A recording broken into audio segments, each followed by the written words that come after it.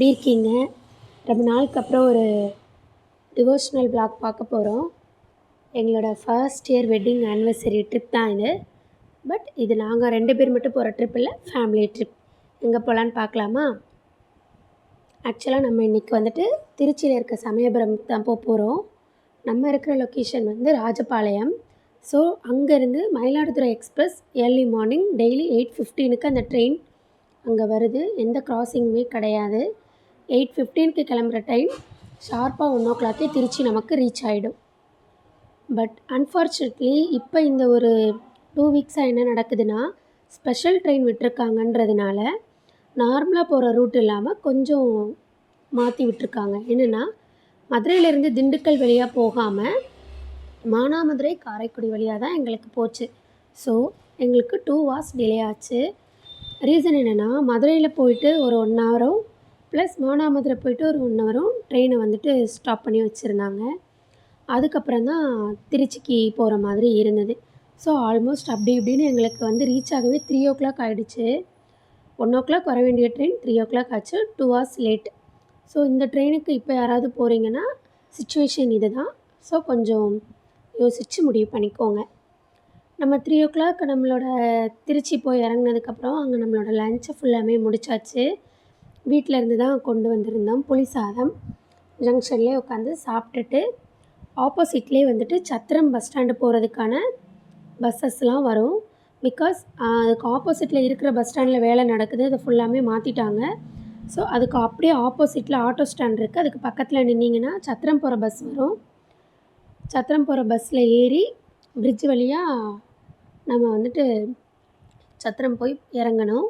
அங்கேருந்து சமயபுரம் பஸ் ஏறி போகணும். அந்த போகிற வழியில் பார்த்திங்கன்னா உச்சி பிள்ளையார் கோவில் கூட தெரியும்.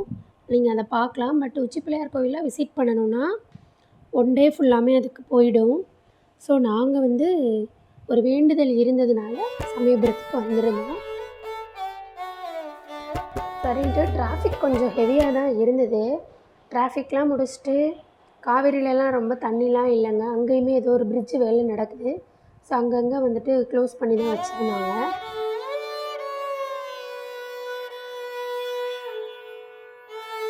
காரில் இன்னொரு நாள் இதே மாதிரி ஃப்ரேமில் நம்ம இந்த கார்லேருந்து இறங்கி போகல. என்ன சொல்கிறேன்,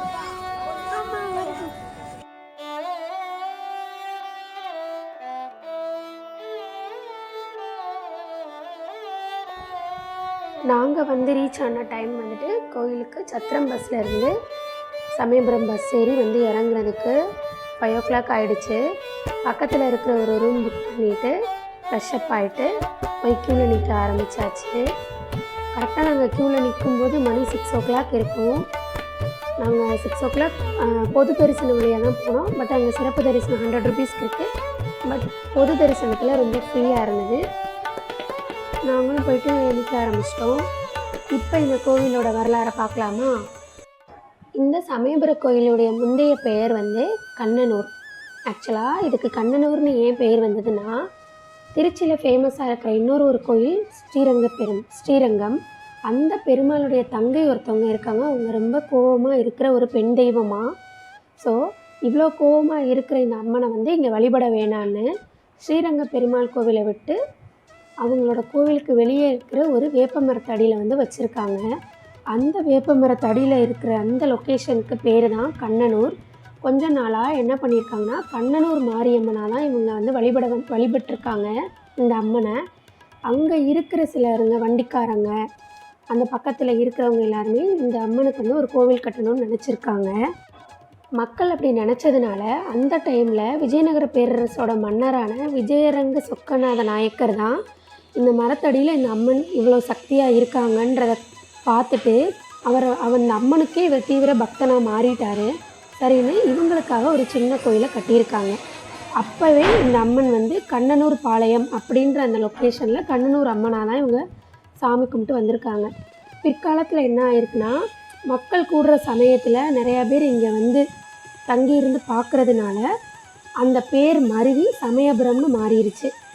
இதை விட இன்னொரு பெரிய அதிசயம் என்னென்னா, இந்த மூலவர் சிலையில் இருக்கிற அந்த அம்மன் இருக்காங்களே, இவங்க வந்து சிலை வடிவம் கிடையாது. ஃபுல்லாகவே களிமண் வடிவம் தான். அதனால இவங்களுக்கு எந்த ஒரு அபிஷேகமுமே கிடையாது. என்ன பண்ணுவாங்கன்னா, புனுகு இல்லைன்னா சந்தனத்தை வச்சு தான் இவங்க வந்து சாத்தப்படுறாங்க. எந்த ஒரு பாலாபிஷேகமோ எதுவுமே கிடையாது. சுதை வடிவமாக இருக்கிறதுனால புனுகு அப்படி இல்லைன்னா சந்தனம் மட்டும் சாத்தி இவங்கள வழிபடுறாங்க. இங்கே இருக்கிற எல்லா அபிஷேகங்களும் முன்னாடி இருக்கிற தங்க அம்மனுக்கு தான் நடக்குது. அந்த தங்க சிலை உற்சவருக்கு மட்டும்தான் நடக்கும் அப்படின்னு போட்டிருக்காங்க. நாங்கள் ஜூன் 26 தான் கிளம்பியிருந்தோம், ஃப்ரைடே. நாங்கள் வந்து ரீச் ஆகிட்டு சாமி கும்பிட்டு வெளியே வரும்போது ஃப்ரைடே ஒரு 8 o'clock ஆகிடுச்சு. அதுக்கப்புறம் டின்னர் முடிச்சுட்டு தூங்கிட்டு நெக்ஸ்ட் டே எங்களோட வெட்டிங் ஆனிவர்சரி. இது ஃபர்ஸ்ட் வெட்டிங் ஆனிவர்சரின்றதுனால ஃபேமிலி ட்ரிப்பாக நாங்கள் வெளியே வந்துட்டோம்.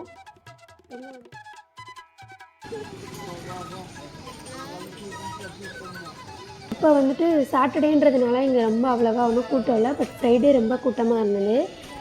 அத்தையும் மாமாவும் 60 வயசுக்கு மேலே இருக்கிறதுனால ஆதார் கார்டு காமிச்சு அவங்க போயிட்டாங்க. நானும் என்னோடய ஹஸ்பண்டும் நார்மலாக இருக்க பொது தரிசன வழியாகவே போயிட்டோம். கோயிலோட சிறப்பில் இன்னொன்று ஒன்று என்னென்னா, மக்களுக்காக அம்மன் வந்து பச்சை பட்டினி விரதம் இருக்கிறது.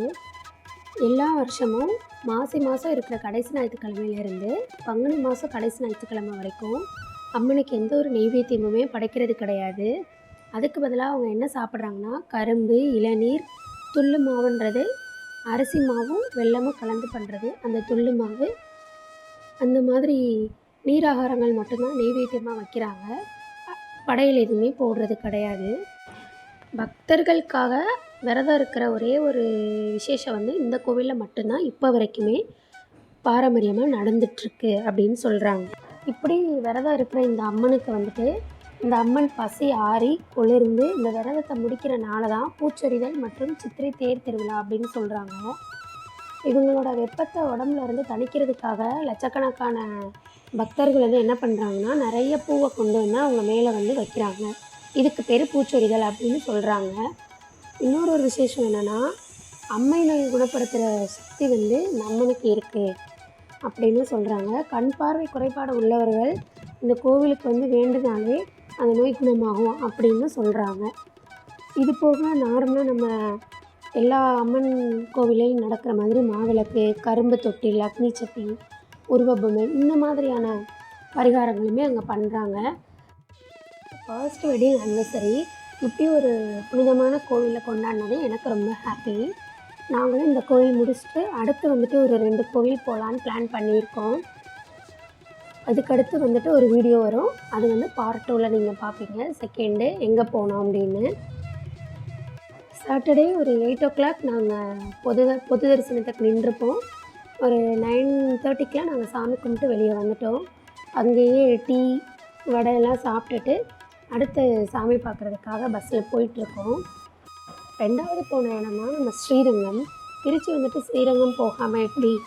பட் ஸ்ரீரங்கம் போகணுன்னா நீங்கள் ஏர்லி மார்னிங் ஒரு 5 o'clockே க்யூவில் நின்னா தான் ஒரு 10 o'clock சாமி கும்பிட்டு நீங்கள் வெளியே வர முடியும். அவ்வளோ ஒரு கூட்டம்.